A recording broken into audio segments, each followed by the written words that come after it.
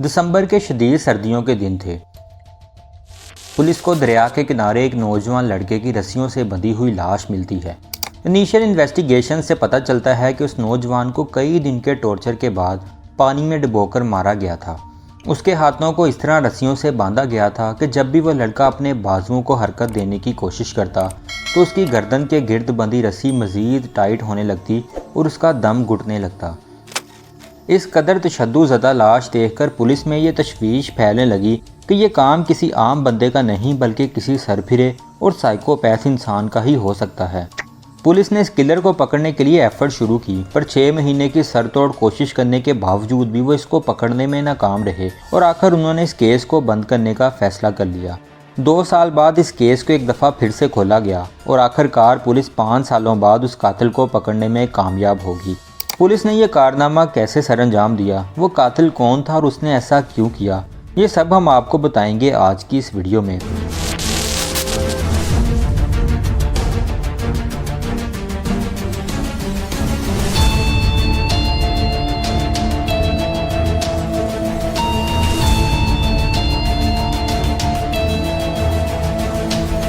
Video start करने से पहले आपसे रिक्वेस्ट है कि हमारे इस चैनल को सब्सक्राइब कर दें।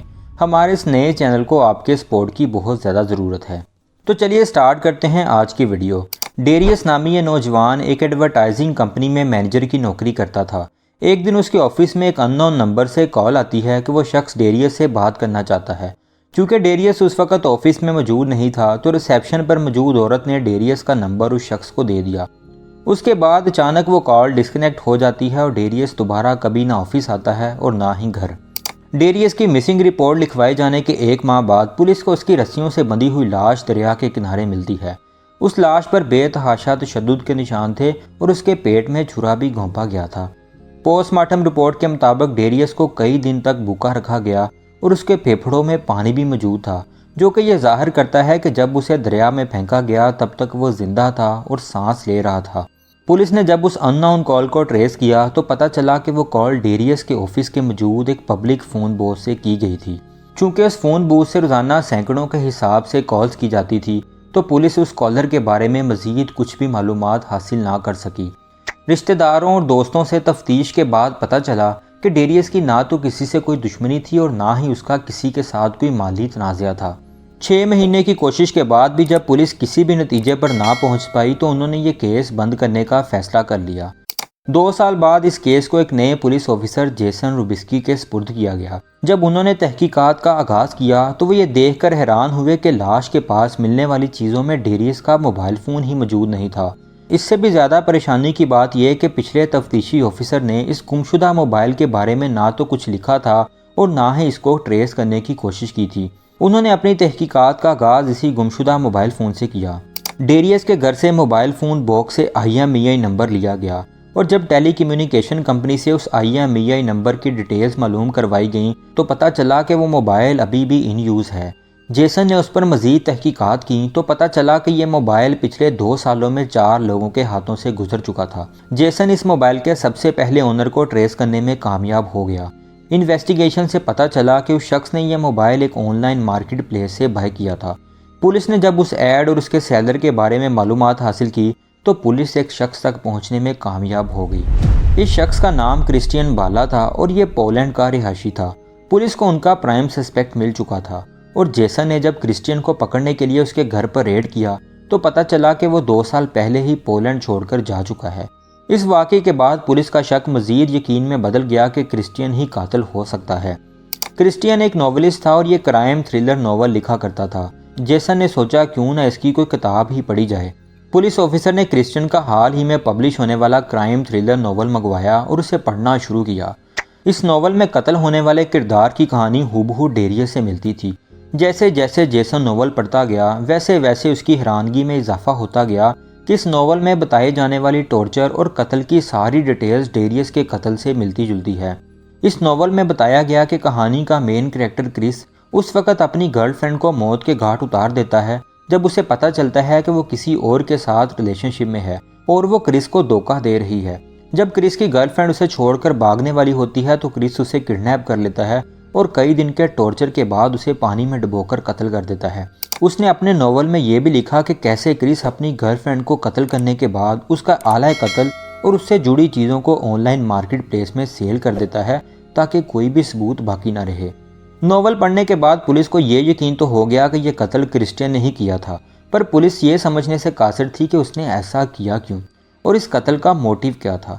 डेरियस के घर वालों से जब इन्फॉर्मेशन ली गई तो पता चला कि डेरियस ना तो क्रिश्चियन को जानता था और ना ही कभी उससे मुलाकात की थी।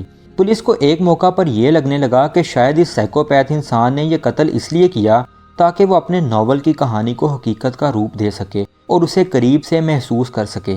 चूँकि अब क्रिश्चियन तो पोलैंड छोड़कर भाग चुका था तो ये केस मज़ीद 3 सालों के लिए इल्तवा का शिकार हो गया।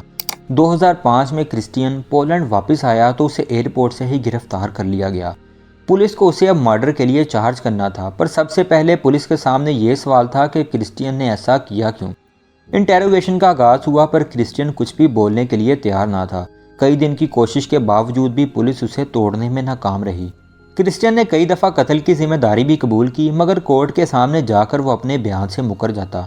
अब यहाँ पुलिस के लिए एक और चैलेंज दरपेश था कि वो कैसे कोई ऐसा एविडेंस जमा करे जिसके बाद क्रिश्चियन के भागने का कोई सवाल ही पैदा ना हो। पुलिस ने क्रिश्चियन के बारे में जब मज़ीद तहकीकात की तो पता चला कि उसकी एक्स वाइफ उसे छोड़कर जा चुकी थी। क्रिश्चियन अपनी बीवी को लेकर काफ़ी पॉसेसिव था। काफ़ी महीने गुजरने के बाद भी जब उसकी बीवी वापस ना आई तो उसने अपनी बीवी का पीछा करना शुरू किया। क्रिश्चियन के दिल में इंतकाम की आग उस वक्त फैली जब उसने अपनी एक्स वाइफ को डेरियस के साथ डेट करते देखा। क्रिश्चियन ने उसे अपनी अना पर लिया और डेरियस को फॉलो करने लगा और आखिरकार उसने डेरियस को रास्ते से हटाने का फैसला कर लिया। उसने नोवेल में एक कहानी लिखी, पर हकीकत में उसने अपनी बीवी की बजाय उसके बॉयफ्रेंड को कत्ल करने का प्लान बनाया। पुलिस को जब इस सारे वाक़े का पता चला तो क्रिश्चियन के पास भागने का कोई मौका ना रहा। पर दोस्तों, कहानी यही ख़त्म नहीं होती। क्रिश्चियन बहुत ही शातिर और ज़हीन था।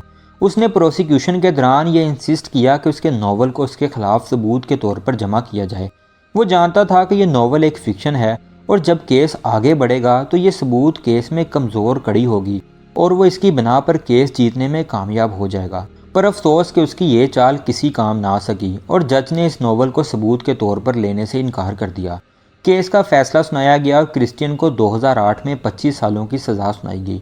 ये केस पूरी दुनिया की खबरों की जीनत बना। इस केस के बाद क्रिश्चियन का नॉवल पोलैंड और यूके में लाखों की तादाद में बिका और ये नॉवल आज भी इंटरनेट पर मौजूद है। इस केस के मुताल्लिक इंटरनेट पर बहुत से आर्टिकल्स भी मौजूद हैं और डिस्क्रिप्शन में मैंने एक लिंक भी शेयर किया है। आप चाहें तो इस केस के मुताल्लिक मज़ीद मालूमात भी हासिल कर सकते हैं। दोस्तों, आपको ये वीडियो कैसी लगी है कमेंट सेक्शन में ज़रूर बताइएगा और अगर आप मज़ीद ऐसी वीडियोस देखना चाहते हैं तो हमारे चैनल को सब्सक्राइब कर दें। शुक्रिया।